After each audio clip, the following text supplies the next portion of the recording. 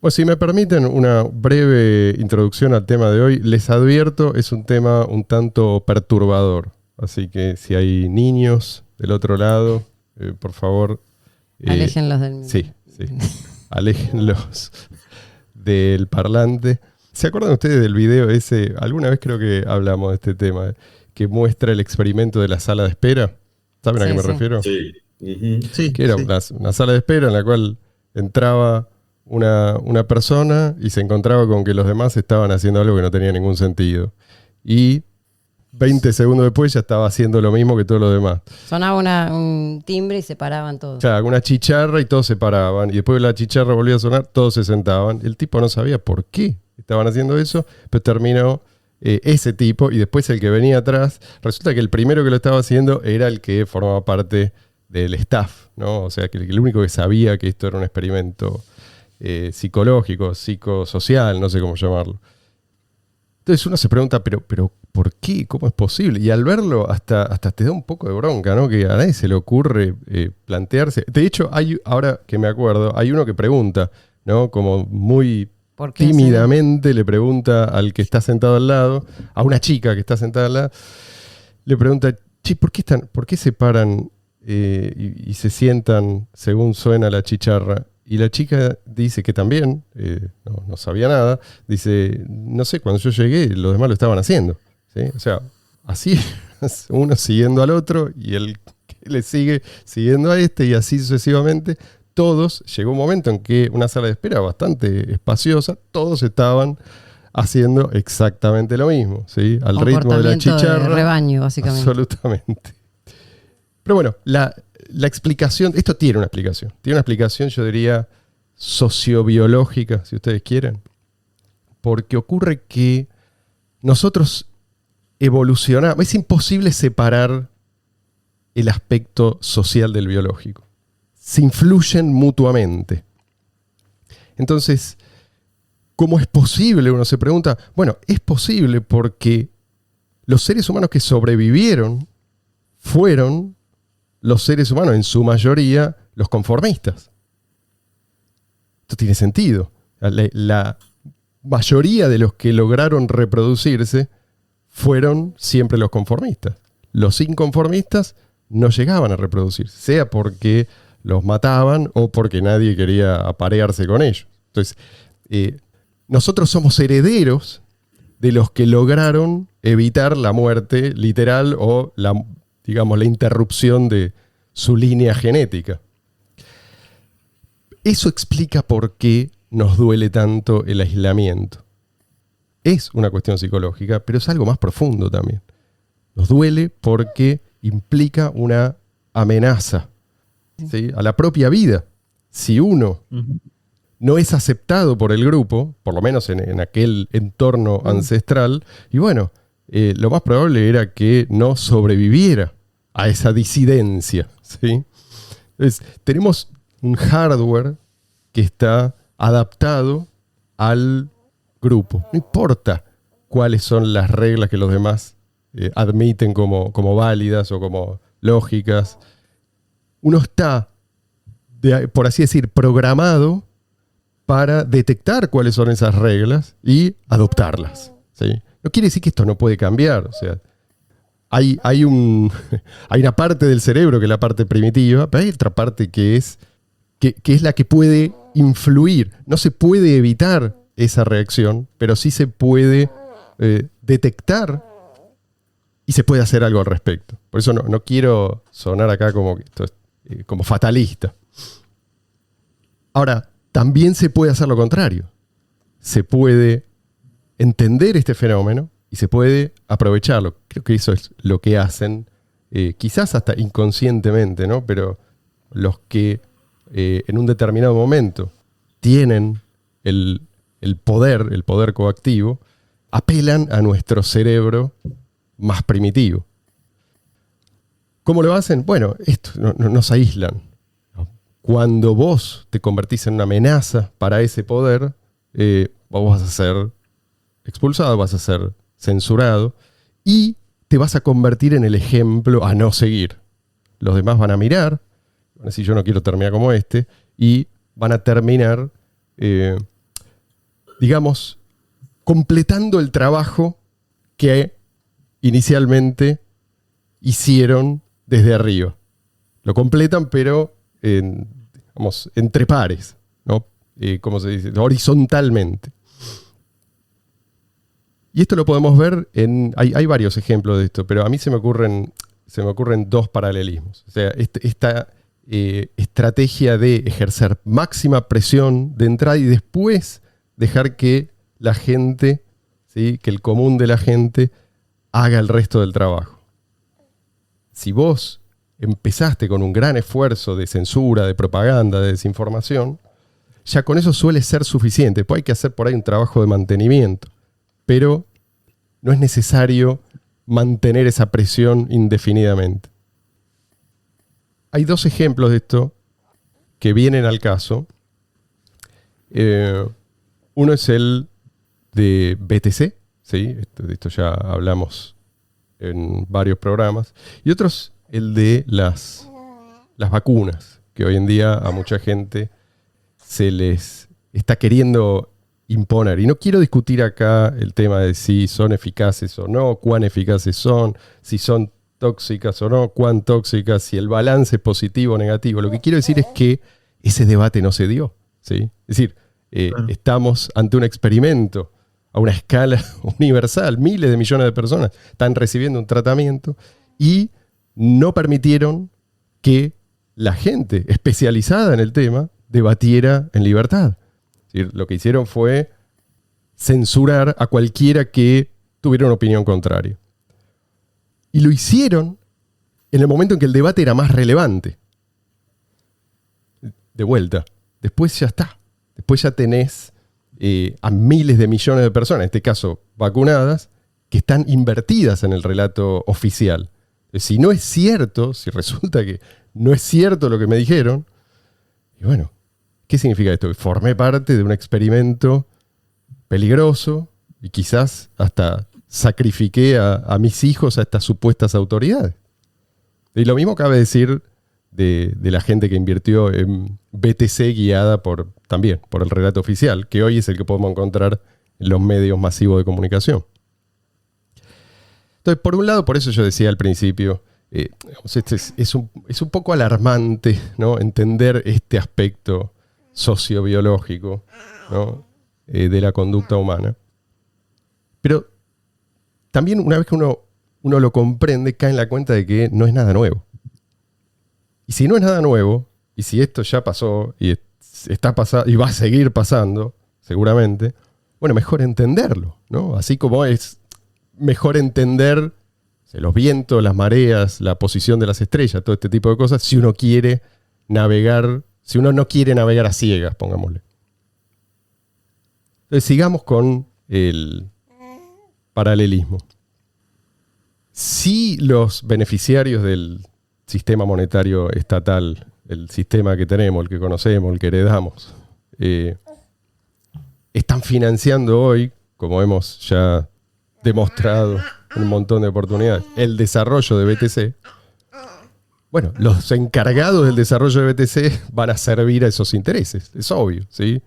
Del mismo modo, si el Estado financia a los, entre comillas, científicos, ¿no?, o a determinados científicos, y protege a determinadas compañías, ¿sí?, a las Big Pharma, bueno, los científicos, entrecomillados, y las Big Pharma van a servir al Estado. No hay nada sorpresivo acá. Es lo mismo que pasó en otras épocas. En la Alemania nazi, en la Unión Soviética, por ejemplo, los científicos también decían y hacían lo que querían sus respectivos gobiernos de ellos, ¿no? Hoy no es distinto. Ojo, porque los nazis también decían que se basaban en la ciencia. Y también censuraban a cualquiera que expresara una opinión contraria. Bueno, censuraban, lo liquidaban directamente. Pero la gente cree que, digamos, que bajo un gobierno totalitario todos están pensando, ok, esto es totalitarismo. Y no es así.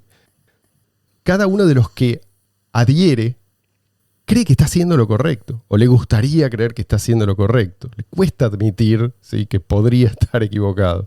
Entonces, bajo un gobierno totalitario, la gente tiende a racionalizar. y la gente tiende a pensar que el rebaño siempre está en otro lado, ¿no? En otra época quizás. Entonces, hoy mucha gente tiende a reírse de los boludos que obedecían a ciegas no sé, en el pasado distante o no tan distante, ¿no? Porque es obvio, ¿no? ¿Cómo van a comerse ese verso? Bueno, lo mismo creían ellos, los tipos de los cuales vos te estás riendo hoy, de los que en su momento no comulgaban con el régimen. ¿Sí? También se creían ellos iluminados, ¿no? No se creían los boludos de la película. ¿No? El problema... ¿Sabes qué? Esto me recuerda la imagen que hay una imagen en la que aparece un montón de gente levantando el brazo, haciendo el saludo fascista, Exactamente. y una persona de brazos cruzados. Sí, y mucha gente dice y piensa que ellos serían la persona de brazos cruzados, pero la verdad es que la mayoría serían los que tienen el brazo levantado. Sí. Bueno, la historia de ese hombre que estaba casado con una mujer judía. Ajá. Y bueno, obviamente se oponía al nazismo. Había ingresado en el Partido Nacional Socialista en realidad por conseguir trabajo, lo que demuestra que a veces es por conveniencia. Pero cuando vio, digamos, lo que realmente era, y bueno, obviamente también porque tenía una mujer judía, bueno, ahí sí dijo, bueno, hasta acá llegaron. Hasta acá llegaron, y fue ahí que, bueno, después se tomó esa foto, fue muy famosa, y después se supo la historia de él. Bueno, él no pudo conocer una hija porque obviamente... Lo consideraron, lo que vos decías, Marcelo, los nazis lo consideraron como un traidor a la raza, creo.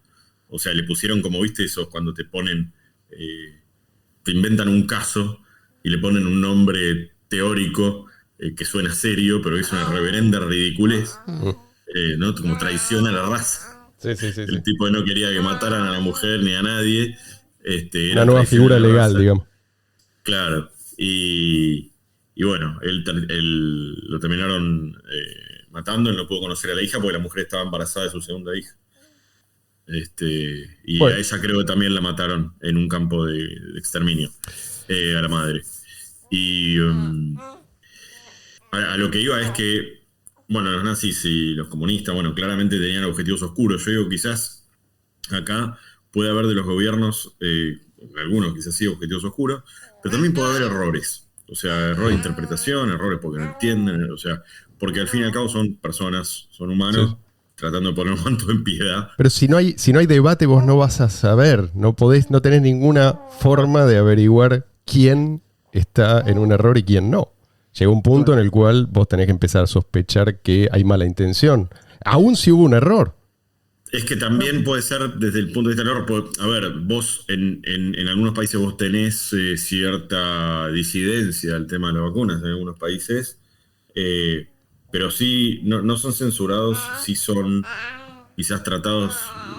Pierden su trabajo, ojo, o no. O sea, no los meten en un campo de concentración, pero también hace 2-3 meses pensábamos que era imposible que una persona perdiera su trabajo por negarse a recibir un tratamiento experimental. Pero ponete en la cabeza de alguien, esto lo pongo el tema de las vacunas porque es lo que estamos hablando ahora, pero se puede extrapolar a cualquier tema, incluso el tema del dinero. Sí.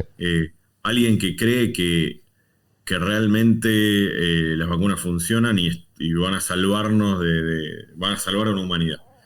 Viene alguien y dice no, por mejores motivos que grima. Cuando uno ya tiene ese paradigma en la cabeza es muy difícil, incluso en políticos, o sea para tratar de sacar esa idea de que es una conspiración. En algunos casos puede ser, en otras yo creo que hay errores y se puede debatir. Eso es verdad, que no lo debaten porque lo consideran cuasi asesinos. Pero precisamente a eso voy, que no hace falta que la conspiración sea algo tan bien organizado, porque el resto del trabajo lo hace la propia gente, que ya por alguna razón ya se siente, terminan siendo aliados, o sea, terminan pidiéndole a los políticos que les mientan, porque no pueden tolerar la idea de que esto fue un gran error, ¿sí? Es decir, la posibilidad de que esto haya sido un error. Es que hay mucha gente que tiene tanto respeto. Incertidumbre. Hay mucha gente que tiene tanto respeto por las investiduras y por las instituciones estatales, gubernamentales, que no se permite siquiera dudar. Yo he escuchado gente que dice, ¿qué? ¿Vos querés decir que nos están mintiendo? Pero No, o sea, jamás un la gobierno política le se mintió. trata justamente de eso, de mentirle a la gente para tener poder, básicamente es eso. Entonces, mucha gente ni considera la posibilidad de que eso esté pasando. O sea, es así, el respeto ante todo, ¿viste? Lo dice las instituciones y bueno, no me va a dejar Bueno. hablar, me está censurando el niño, me parece. Pasa que es un paradigma. Son que ya se maman de chicos y con el dinero pasa lo mismo. Recuerdo cuando yo empecé a hablar de criptomonedas hace muchos años, ojo, me pasó a mí también, ¿no? Cuando me hablaron a mí de criptomonedas. Pero bueno, me acuerdo más de las expresiones en la cara de los demás que de la mía, que no la podía ver en ese momento. Claro, era tan casual. Sí, pero tu era como rechazo que no recuerdo. ni siquiera podían entender que eso podía realizarse de alguna manera. Obviamente acá detrás hay una estafa, obviamente de acá detrás hay algo raro. No pueden imaginarse que el dinero no puede ser emitido por eso. Incluso en un debate, me acuerdo, estuve con un amigo que, bueno, medio de izquierda, y él me dijo, ¿qué crees que para vos el Estado no se tiene que meter nada? Le digo, empezando por la economía, para mí el Estado no tiene que emitir moneda. ¿Vos pensás que el Estado tiene que emitir moneda? Y se quedó pensando. No sabía qué responder. Como si, o sea, lo sacás absolutamente de las casillas. Entonces, pero yo creo que igualmente con Internet esto va mejorando, porque hoy las criptomonedas son masivas. Quizás, bueno, todavía hay algunas que están, por lo que vos decís, y yo creo que por el efecto de red que tuvieron de entrada, como BTC, bueno, la gente se mira para ese lado más que nada, pero todo a su tiempo llega. Y creo que en el tema de las vacunas también, el tema de que claramente no están funcionando por lo que dicen los medios mainstream. No te lo dicen directamente, pero te dicen... Sí, por lo que dicen las estadísticas de los las mismos gobiernos. estadísticas que tiran los medios mainstream, te das cuenta que no están funcionando. Entonces, yo creo que sumado a Internet, a Internet me refiero a los sitios no mainstream, obviamente hay sitios ridículos, Internet tiene de todo, pero hay gente seria que realmente, no terraplanistas, que creen que el mundo está siendo dominado por unas elites y reptilianos. Sí. Sino gente seria que realmente... Y eso por ahora por lo menos lo puedes encontrar en Internet. Y yo creo que de a poco, pero es un proceso muy lento, de a poco se va a ir entendiendo. Pero también hay una necesidad en mucha gente, yo pienso también que la parte psicológica, ¿no? Una necesidad de sentirse protegido, de sentirse que haya alguien, que haya una entidad, un organismo, alguien que la tenga clara, que nos vaya a salvar. O sea, apareció la pandemia y la Organización Mundial de la Salud tenía que ser, ¿no?, la entidad suprema. Está bien, pero, Marian, eso en algunas personas sí, pero el miedo al rechazo de los pares creo que hoy explica mucho más la conducta de millones de personas que eso que vos decís. No, yo digo eso, la necesidad de que haya alguien que sepa y que haga las cosas que hay que hacer para salvarnos, ponele, ¿no? La necesidad de eso, más sumado a que después, si esa entidad falla, nadie lo puede decir. Eso es a lo que voy, porque la Organización Mundial de la Salud, desde el principio de la pandemia... Perdón, nadie lo puede decir, y si resulta que, pongamos que por alguna razón en el futuro todo esto se destapa, yo puedo culpar también, puedo culpar a las autoridades. Claro, entonces el tema hice es... lo que me indicaron, y resulta que me fue mal, yo no tengo nada que ver. Sí, tenés que ver. Sí. Primero decían no pasa nada, todo el mundo puede viajar. Después dijeron nadie puede viajar. Después dijeron hay que usar barbijo. Después dijeron el barbijo más esto. Después dijeron o sea, siempre era una cosa, dos pasos para atrás, uno para adelante, contradicciones permanentes. Prohibir estudios con medicamentos que ya existen, bueno, un montón de cosas que hicieron, ¿no?, desde esos entes tan supremos, ¿no? Y bueno, en el momento que vos decís, bueno, alguien tiene que decirlo, pero, ¿viste? Ahí es cuando se señala, no, pero lo dijo la OMS, todo el mundo está como esperando que la OMS diga, te diga qué O sea, ¿cuál es la receta para el bien? También ahora hay un elemento que es que están buscando, me parece a mí, ocultar, por así decir, el cuerpo del delito. Y Es decir, totalmente. si vos tenés una población no vacunada, vas a tener un grupo control que sigue ahí. O sea, vas a estar, la gente va a fijarse y va a comparar, a ver cómo les va a los vacunados versus los no vacunados. Si resulta que se descubre que los no vacunados les va igual o mejor, y bueno, todo el relato se cae a pedazos. Y lo mismo cabe decir de lo que pasó en el mundo cripto, con toda Totalmente. esta invasión. O sea, si hay gente que no compra el relato, y bueno, estamos todos en peligro, los que ya estamos invertidos, ¿no? Yo creo que el problema de fondo, obviamente, ya sabemos, no es nuevo y se hunde en la noche de los tiempos. Es previo incluso a la existencia de lo que conocemos como seres humanos. Obviamente no es nuevo, pero yo creo que se agravó y mucho desde que el Estado se hizo con el control del sistema educativo. Ese es el punto a partir del cual el Estado se empezó a dar el lujo de moldear el relato con tanta facilidad. Y si te pones a pensar, también es lógico, ¿no? Si el gobierno puede valerse del sistema educativo y lo va a usar a su favor. Y es algo nuevo en la historia. O sea, es algo que arrancó en el siglo XIX. Y no vayas a cuestionar que el sistema educativo público es una porquería, no lo vayas a cuestionar porque te van a decir, no querés que los niños, ¿dónde querés que los niños se eduquen? Sí, no querés que los niños se eduquen. Claro, o sea, desde movida no podés cuestionar eso, no podés cuestionar la salud pública, no podés cuestionar nada de lo que el Estado se hizo cargo, se arrobó su poder. Bueno, eso explica por qué no te van a enseñar jamás los principios económicos válidos, no te van a enseñar jamás los principios éticos válidos, todo lo contrario, te van a enseñar a ignorarlos. A demonizarlos. Exacto, es la única forma de lograr que vos los veas a ellos como salvadores o por lo menos como gente por ahí mala, inescrupulosa, todo lo que quiera, sí, pero necesaria, en lugar de lo que realmente son, que son malos e innecesarios. Entonces, ¿qué hacer al respecto? Me preguntaba Luis antes del programa, pero Marce, ¿qué hacemos? Está bien, tenés razón, pero ¿qué hacemos?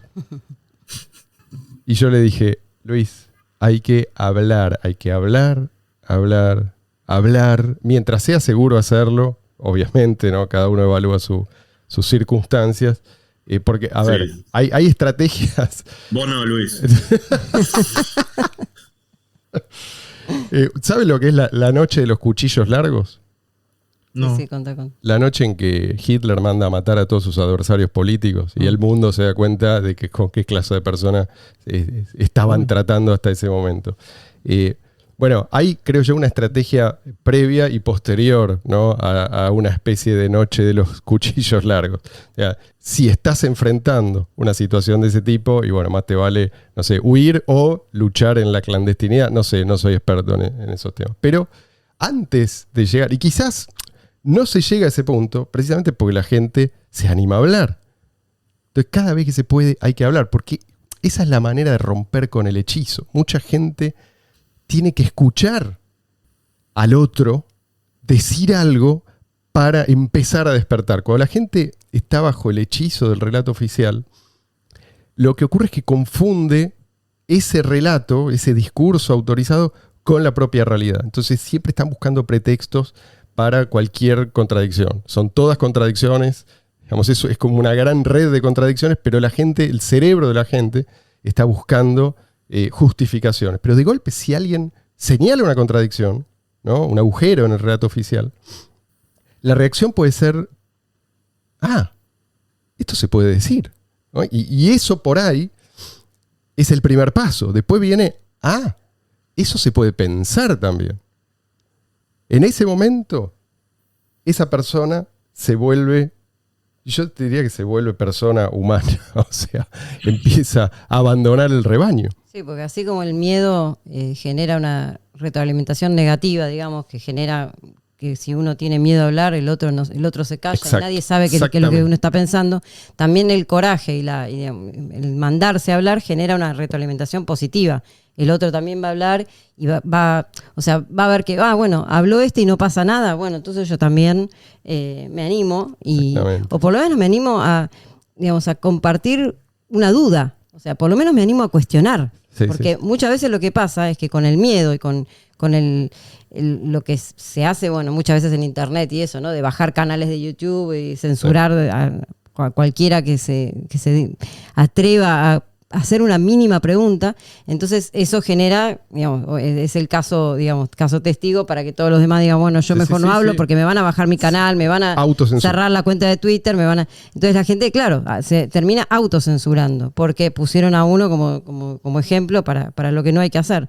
Entonces, digo, el hecho de que haya mínimamente uno hablando, uno cuestionando, uno preguntando, ver eso hace ver que se puede y que no es tan peligroso, digamos. Que no es, y justamente si te pones a pensar, genera el efecto contrario, o sea... No, sí, desde ya que también, sí, pero si nadie habla, entonces no hay chance. Claro.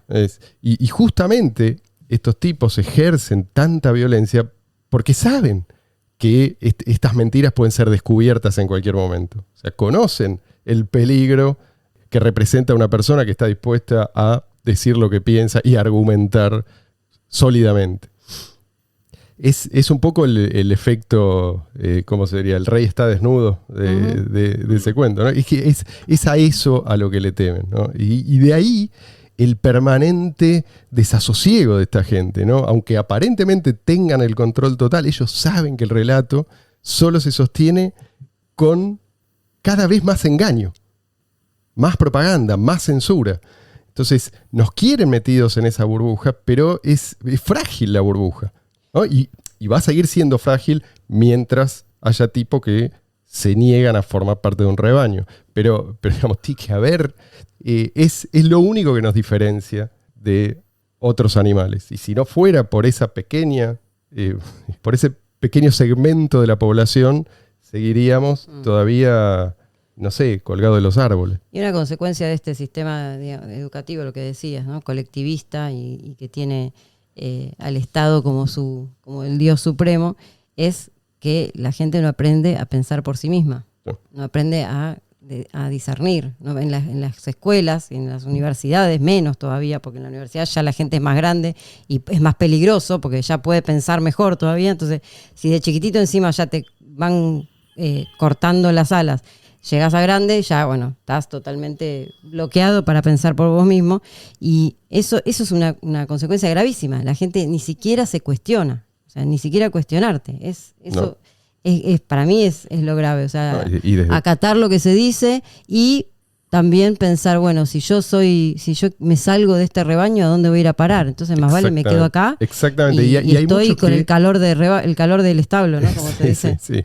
No, los que no quieren tomarse ese trabajo, porque, a ver, reconozcamos que ir contra el rebaño es un poco es como ir contra vos mismo, ¿no? Es algo que hay que entrenar y hay que buscar apoyo, porque una persona sola no puede contra un rebaño. Hacen falta por lo menos 2 o 3, yo diría, 2 o 3 para que otros te empiecen a tomar en serio.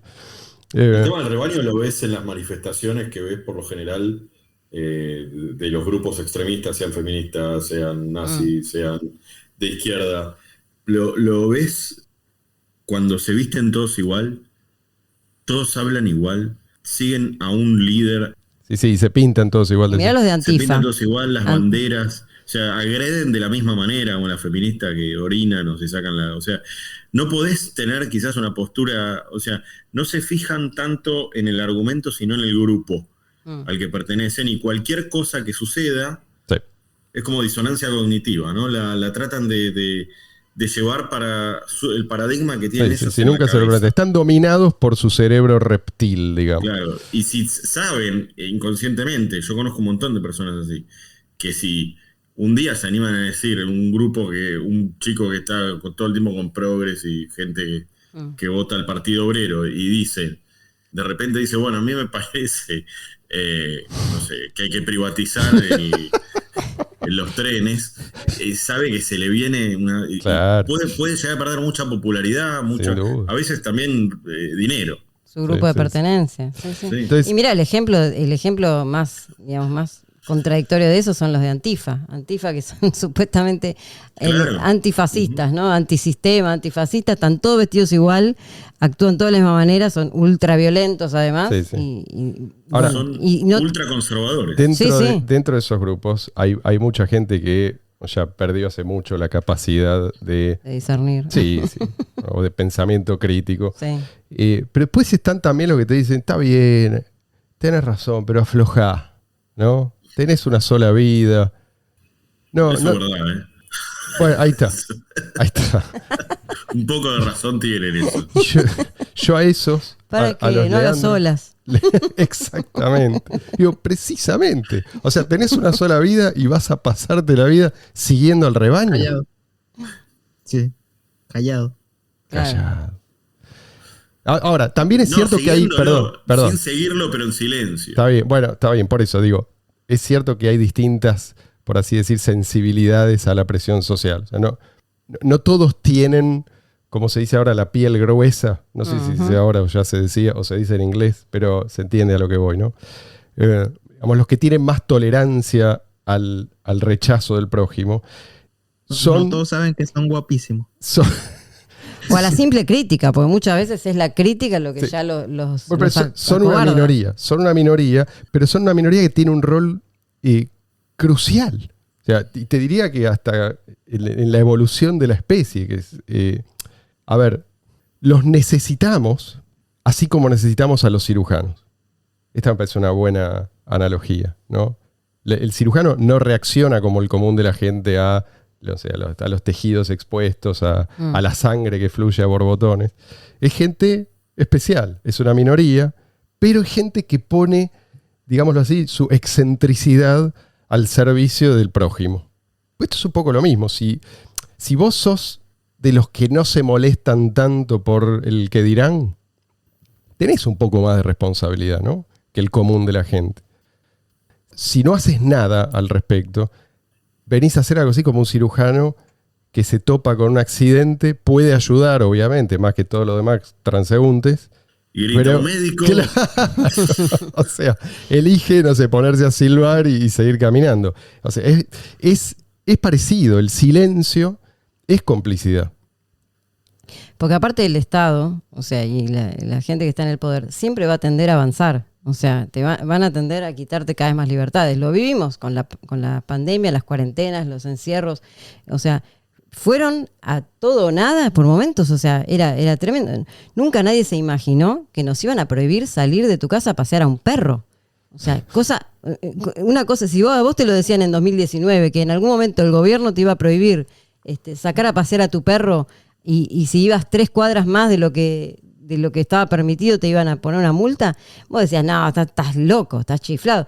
Y resulta que vivimos eso. Nosotros acá en la Argentina, en todo el mundo lo vivimos, y vivimos también el hecho de que haya gente delatando y poniendo en evidencia al que sacaba a pasear al perro. O sea, entonces el Estado y el poder en sí siempre va a tender a más, siempre va a tender a sacarte lo más que pueda de libertad. Entonces, en algún momento tenemos que decir basta y ponernos, poner un freno. Bueno, yo hasta acá llegué, porque si no lo dice nadie, o sea, terminamos todos encerrados.